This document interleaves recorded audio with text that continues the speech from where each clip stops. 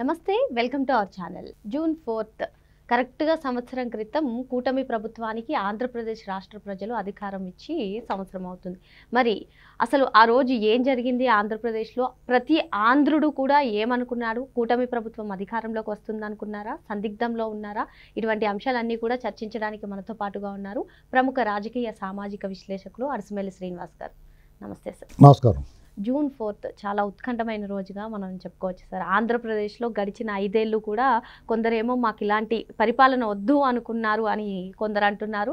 అదేవిధంగా కూటమి ప్రభుత్వం గెలుస్తుంది అని చెప్పి కొందరు ధీమా వ్యక్తం చేస్తూ ఆ రోజు మొత్తం ఏ విధంగా సాగిందంటారు? ఇప్పుడు జగన్మోహన్ రెడ్డి వెన్నుపోటు దినంగా ఒక కార్యక్రమం చేపట్టాడు. ఆంధ్రప్రదేశ్ ప్రజలు విముక్తి దినంగా చేసుకోవాలి. అంటే మీకు కంట్రవర్సీ ఏంటంటే వాళ్ళ వ్యక్తుల అభిప్రాయాలను బట్టి దాన్ని సెలబ్రేట్ చేసుకోవడం కానీ దాన్ని నిరసన వ్యక్తం చేయడం కానీ చేస్తారు.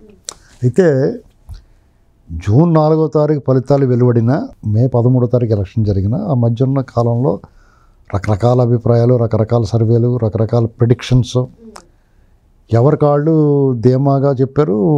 వైసీపీ జగన్మోహన్ రెడ్డి అయితే మరింత ధీమాగా చెప్పాడు. వైనాట్ 175 అని, లేదా ఆరామస్థానం వాళ్ళు కూడా ఒక రోజు 2 రోజుల ముందు ఫలితాల ముందు వాళ్ళే వచ్చేస్తున్నారండి. ఇలా రకరకాల బెంబిలెత్తిచ్చేశారు జనాలు. సిద్ధం సభలని, వైనాట్ 175, వైనాట్ కుప్పం అని, ఇలా రకరకాలుగా జనాలని వాళ్ళ పెర్ఫార్మెన్స్, వాళ్ళకి ప్రజల ఆదరణ ఎంత ఉందో తెలియదు కానీ ప్రజలను మాత్రం గుండెలు గుబేలమనిలా చేశారు. అందులో విజయవంతం అయ్యారు. అలాంటి వాళ్ళు ఎంత చెప్తున్నా వాళ్ళకి అర్థం అవ్వలేదు. మేమని ఎలా చెప్పాము? నేను దాదాపు 2-3 ఏళ్ళ ముందు నుంచి చెప్తున్నాను, Jaganmohan Reddy disaster, going to be disaster. అతని సినిమా అయిపోయింది. ఇంటర్వెల్ అంటే 2 ఏళ్లలోనే అతని బొమ్మ తెలిసిపోయింది. ఇంటర్వెల్కే సినిమా ట్రిపుల్ డిజాస్టర్ అని తెలిసిన తర్వాత మామూలుగా మనం ఏదైనా సినిమాకి వెళ్ళామనుకో, బాగోలేదనుకో, తలుపుడు వచ్చేస్తుందనుకో బయటకు పోతాం. బయటకు వెళ్ళకుండా తలుపులు వేస్తే ఏం చేస్తాం? ఇంటర్వెల్ కూడా లేకుండా తలుపులు వేసేసి కాఫీ టీలు కూడా వెళ్ళనివ్వలేదనుకో, చచ్చినట్టు చూస్తాం చివరి వరకు అని. అలాగే 5 ఏళ్ళు భరించారు జనం. కారణం ఏంటి? అతను 151 సీట్లు చందంగా అతను గెలిపించినప్పుడు చక్కగా పరిపాలన చేసుకోకుండా, అంతకుముందు వాళ్ళ నాన్న పరిపాలన చేశాడు, చంద్రబాబు గారు పరిపాలన చేశాడు. వాళ్ళ నాన్న పరిపాలనలో లోపాలని, వాళ్ళ నాన్న పరిపాలనలో మంచి పేరు వచ్చిన విషయాలని, వాళ్ళ నాన్న పరిపాలనలో మంచి పేరు వచ్చింది ఏంటి? ఆరోగ్యశ్రీ అలాంటి పెట్టాడు, వ్యవసాయదారులకి ఏదో చేసాడని చేయపని అనుకున్నారు. ఇక్కడ చంద్రబాబు నాయుడు గారి విషయానికి వచ్చేటప్పటికి కళ్ళ ముందు కనిపిస్తుంది కొంత అభివృద్ధి, పెట్టుబడులు తీసుకురావటం, డెవలప్మెంటు. అది జనాల్లో ఆయన మంచి పేరు తెచ్చింది. అవి తీసుకోవాలి. వాళ్ళిద్దరిలో తీసుకుని, వాళ్ళిద్దరు మిత్రులు కదా, అవి తీసుకుని చంద్రబాబు నాయుడు గారితో మంచి సఖ్యతగా ఉండి ప్రజలకి రాజకీయంగా పోరాడినా మీ అనుభవం నాకు కావాలి, మీ సహకారం కావాలి, ఎలాంటివి చేసుంటే అతను మంచి పేరు వచ్చేది, అనుభవం కూడా వచ్చేది. తర్వాత పరిపాలన కూడా బాగా చేస్తున్నట్టురా, మనం తప్పు చేయలేదు, మనం ఓట్లు వేసి అని అనుకుంటారు జనం. ఇవన్నీ మానేసి ద్వేషం, అసూయ, అసలు విషం కక్కడం, ఈ అంతకుముందు ఏదైతే చేసాడో అధికారంలో రావడం అదే కంటిన్యూ చేస్తూ వచ్చాడు. ఒక కులాన్ని టార్గెట్ చేయటం, రాజధాని 3 రాజధానులు అంటూ, రాజధాని ప్రాంతాన్ని అకారణంగా ద్వేషించాడు. అతనే చెప్పాడు ఇక్కడ ఇంత ఎకరాలు ఉండాలి, ఇక్కడ ఇంకా డెవలప్ చేయాలి, మంచి పేరు, గ్రోత్ ఇంజిన్, ఇలాంటి మాటలు మాట్లాడాడు. అతను మరి ఎందుకు టర్న్ తీసుకున్నాడో తెలియదు. తర్వాత విధ్వంసం, ప్రజావేదిక చంద్రబాబు నాయుడు గారు నిర్మించాడు, దాని నష్టమే ఉంది, కూలగొట్టాడు. జనాలందరికీ హతాశలయ్యారు. ఇక్కడ ఇంకోటి ఏంటంటే అన్నిటికన్నా ప్రధానంగా చంద్రబాబు నాయుడు గారిని, తెలుగుదేశం పార్టీని, క్యాస్ట్ని పదే టార్గెట్ చేయటం. అతను నాకు అప్పుడే అనిపించింది ఇటు పని అయిపోద్దరా అని. ఎందుకంటే తొలినాళ్లలో ప్రజలందరిలోనూ అతని వ్యతిరేకత రాలేదు. కానీ నాకేమనిపించింది, కారణం ఏంటంటే చంద్రబాబు నాయుడు గారిని అంతకుముందు 2004 నుంచి 2014 అంటే 10 ఏళ్ల పాటు ఆయన అధికారంలో లేడు, ప్రతిపక్షంలో ఉన్నాడు. కానీ ఈ జగన్మోహన్ రెడ్డి వాళ్ళ నాన్న రాజశేఖర రెడ్డి, టీఆర్ఎస్ కేసీఆర్ గారు, లక్ష్మీ పార్వతి, కమ్యూనిస్టులు, బీజేపీ, ఇక ఎవడైతే వాళ్ళు ఏ రాజకీయ పార్టీలోనే, కాంగ్రెస్, అందరూ కూడా చంద్రబాబు నాయుడు గారిని టార్గెట్ చేసేవారు. తెలంగాణ ఉద్యమం వచ్చినా మా తెలంగాణ కావాలనకుండా చంద్రబాబు గారిని టార్గెట్ చేసేవారు. లేకపోతే రైతుల సమస్య వస్తే రైతులకు మేము ఏం చేస్తున్నామో చెప్పకుండా చంద్రబాబు గారిని టార్గెట్ చేసేవారు. ప్రతి దానికి చంద్రబాబు గారిని టార్గెట్ చేశారు. మధ్యలో లక్ష్మీ భారతులు వాళ్ళు వస్తారు, వాళ్ళు టార్గెట్ చేయటం. వీళ్ళ స్వపక్షంలో వాళ్ళు కొంతమంది ఈయన దగ్గర నుంచి వెళ్ళిపోయి మళ్ళీ ఈయన తిడతాం. జనాలకు ఏమనిపించిందంటే అప్పుడు ఈయన అధికారంలో లేడు కదా, ప్రతి ఓడి ఈయన మీద ఎడతాడు అనుకున్నారు. ఇప్పుడు అధికారంలో లేనివాడు అతను తప్పు చేయనప్పుడు అతను బాధ్యుడు కానప్పుడు మీరు అతను బాధ్యుడిని చేస్తుంటే అసలు ఈ ఆఫీస్కే రాకుండా ఈ ఆఫీసులో పనిచేసేవాడు ఈ ఆఫీసులో కనపడకుండా అతను పని మానేసి మీరు వద్దురా బాబు పక్కన ఉండమన్నారు. ఈ గదులు శుభ్రంగా లేవని అతను అడిగితే మీరు ఏం చెప్తారు? ఇక్కడ ఎవడు పని చేస్తున్నాడు ఆడిని అడగాల. జనాలకు అది అర్థమైంది. చంద్రబాబు నాయుడు గారు అధికారంలో లేడు కదా, ఆయన ఏం తప్పు చేసాడు? మీరు అందరూ ఆయన మీద ఎడుతున్నారు. మీ చేతిలో అధికారం ఉంది, దేనైనా మీరే బాధ్యులు. మీరు చేయగలిగినప్పుడు చేయకపోవటం చేయకుండా చేత కాకుండా ఆయన మీద ఎడవటం అనుకున్నారా? రాష్ట్రం విడిపోయింది. విడిపోయిన తర్వాత కూడా తెలంగాణలో ఉద్యమ తీవ్రత నేపథ్యంలో కూడా గణనీయమైన ఓట్లు సీట్లు వచ్చినాయి. ఆంధ్రలో అయితే అంగ అధికారం వచ్చింది. అంతకుముందు ఏమైంది? తెలంగాణలో కానీ ఆంధ్రలో కానీ డిపాజిట్లు కోల్పోయింది టీడీపీ. వాళ్ళ చరిత్రలో ఎప్పుడూ లేని విధంగా 2009 నుంచి 14 వరకు జరిగిన అన్ని ఉప ఎన్నికల్లో కూడా 1-2 చోట్ల తప్ప మిగతా అన్ని చోట్ల డిపాజిట్లు కోల్పోయారు. అసలు అది ఆ పార్టీ చరిత్రలో ఎప్పటికీ అప్పటి వరకు జరగని సంఘటనలే. దాంతో పార్టీ పని అయిపోయిందేమో అని ఆందోళన కూడా చెందారు కొంతమంది. ఆ ఆందోళనతో పార్టీ వదిలేసిపోయారు కొంతమంది. అలాంటిది అక్కడ అధికారం, ఇక్కడ సీట్లు ఓట్లు కూడా వచ్చినాయి. అంటే ఎంత బలమైన పార్టీ ఆ పార్టీ అనేటువంటిది అర్థం చేసుకోవాలి. 1, 2 ప్రజలు ఆలోచిస్తారు. మరి 14 నుంచి 19 వరకు జగన్మోహన్ రెడ్డి మరి వాళ్ళ నాన్న చచ్చిపోయిన సానుభూతి కానీ అయ్యో పాపం జైలుకి వెళ్ళి వచ్చాడని ఇది కానీ అతనికి ఏం లేదు. మరి అవన్నీ ఉంటే 2014 గెలవాల్సిందే కదా అతను. కానీ అతను ఒకనొక టైంలో జగన్మోహన్ రెడ్డి మరీ డిజాస్టర్ అయిపోయాడు. 2017 నంద్యాల ఎన్నికలు, కాకినాడ మున్సిపాలిటీ జరిగినప్పుడు కూడా అతని పరిస్థితి ఏం బాగోలేదు. తర్వాత అతను స్ట్రాటజీ మార్చుకున్నాడు. దాడి పెంచాడు. కులం మీద దాడి, ప్రాంతం మీద దాడి, వ్యక్తుల మీద అసత్య ప్రచారాలు, ఒక మనుషులను పెట్టుకుని స్ట్రాటజిస్టులను పెట్టుకుని మరీ దారుణంగా ప్రచారం చేశాడు. దానిని సమర్థవంతంగా ఎదుర్కోలేదు. రైలు దహనం కేసుని వీళ్ళు చల్లారి చప్పగా పిసికి వదిలేయారు. అప్పుడే మక్కిలిగడి తీసేయాలి ఆ కరుణాకర్ రెడ్డి వాళ్ళని. కాపు ఉద్యమకారులు ఎవడో దాంట్లో లేడు. ఆ కాపు యువత ఎవడో ఆ పని చేయలేదు. నిర్గాంతపోయారు వాళ్ళు. ఇదేట్లా బాబు ఇలాగైపోయిందని. దీన్ని ఎవడైతే ప్రేరేపించాడో వాళ్ళని పట్టు కుమ్మేయాల ప్రభుత్వం అక్కడ ఆలోచించారు. దాని ఫలితం 2019లో ఓటమి. వాళ్ళు చేసిన పనులన్నీ పోయినాయి. నిజంగా రాష్ట్రాన్ని దారిలో పెట్టారు పాపం. అన్నీ పోయినాయి. తిరిగి చెడ్డ పేరు వచ్చింది దీనికి. జగన్మోహన్ రెడ్డికి అంత భయం వచ్చిన తర్వాత అతను వీళ్ళని మడతలు పెట్టేశాడు. అప్పుడు అనిపించింది జగన్మోహన్ రెడ్డి తన దారి మారి వెళ్తున్నాడు, ఇతను డిజాస్టర్ తప్పదు. చంద్రబాబు నాయుడు గారిని ఖచ్చితంగా ఇతను చేసి ప్రతి నిర్ణయం వెనక చంద్రబాబు గారిని గుర్తు చేసుకుంటారు అనుకున్నాను. ప్రజావేదిక కూల్చాడు. వెంటనే చంద్రబాబు గారు అందులో ఏం చేసి కూడా గుర్తుకొస్తారు. దర్బార్లు అడిగి పెట్టి వాళ్ళందరికీ సీఎం రిలీఫ్ ఫండ్ నుంచి డబ్బులు ఇవ్వటం, వాళ్ళందరూ కలుసుకోవడం చేసేవాడు. 3 రాజధానులు అన్నాడు. ఈ అమ్మాయిట్రా బాబు రాష్ట్రానికి రాజధాని కావాలనుకున్నాడు. భూమి ఒక్క లాఠీ విరగకుండా, ఒక రక్తపు చుక్క కారకుండా అన్ని వేల ఎకరాల భూమి సమీకరించి సేకరించి రాష్ట్రానికి ఏదైనా ఆత్మగౌరవాన్ని మంచి పేరు తేవాలనుకున్నాడు. ఈడేట్రా ముదనష్టపుండా కొడుకు అనుకున్నారు జనం. మద్యం పాలసీ అది ఇష్టమైనట్టు దోసేసి నకిలీ నాసిరకం మద్యం, కల్తీ మద్యం, విషాన్ని పంచిపెడుతుంటే ఇదేట్రా బాబు ఆయన నయం కదరా బాబు. వెంటనే నీకు ప్రతి చర్యతోటే ఆయన గుర్తుకొత్తం మొదలెట్టాడు. అరాచకాలు, దుర్మార్గాలు, ఆడపిల్లలు రేపులు, చంపడాలు, పిచ్చి నిర్ణయాలు, తలా తోకలేని విషయాలు, ఇవన్నీ ఏది చేసినా చంద్రబాబు గారు గుర్తుకొచ్చాడు. దాని పరాకాష్ట ఏంటంటే అరాచకం ఎక్కువైపోయి చంద్రబాబు గారిని అరెస్ట్ కూడా చేసాడు. అడ్డగోలుగా అరెస్ట్ చేసిన తర్వాత ఆయన ఏం తప్పు చేయటం బాబుని అప్పటి వరకు ఆయన మీద లేని ప్రేమ పాలు పొంగినట్టు పొంగిపోయిన జనాలు అందరికన్నా. ఇక్కడ ఏంటంటే జగన్మోహన్ రెడ్డికి చంద్రబాబు నాయుడు గారికి మధ్య ఉన్న వ్యత్యాసం ఒకటి స్పష్టమైనది ఏంటంటే, జగన్మోహన్ రెడ్డి కోసం నీ కోసం నేను చచ్చిపోతాను అనేవాళ్ళు ఉన్నారు. చంద్రబాబు నాయుడు గారికి నీ కోసం నేను చచ్చిపోతాను అనేవాళ్ళు లేరు. ఇది చాలా దురదృష్టకరమైన విషయం.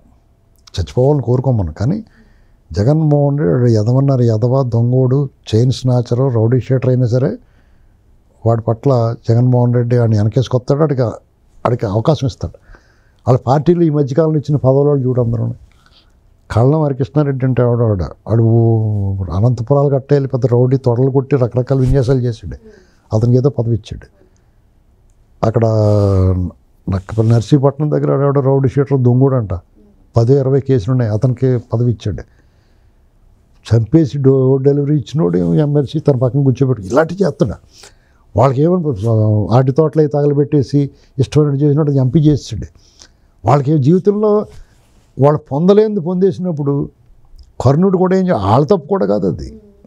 కర్ణుడు దుర్యోధనుడు ఏం చేస్తాడంటే అతన్ని నీ క్షాత్ర విద్యే కానీ క్షాత్ర విద్య కాదు అని చెప్పేసి వాళ్ళు వీరత్వాన్ని శౌర్యాన్ని నిరూపించుకోవటమే కానీ కుల పరీక్ష కాదని దుర్యోధనుడు ఏం చేస్తాడు, కర్ణుడిని తిరస్కరిస్తే అతనికి అవకాశం ఇచ్చి అప్పటికప్పుడు అంగరాజ్యం పట్టాభిషేకం చేస్తాడు.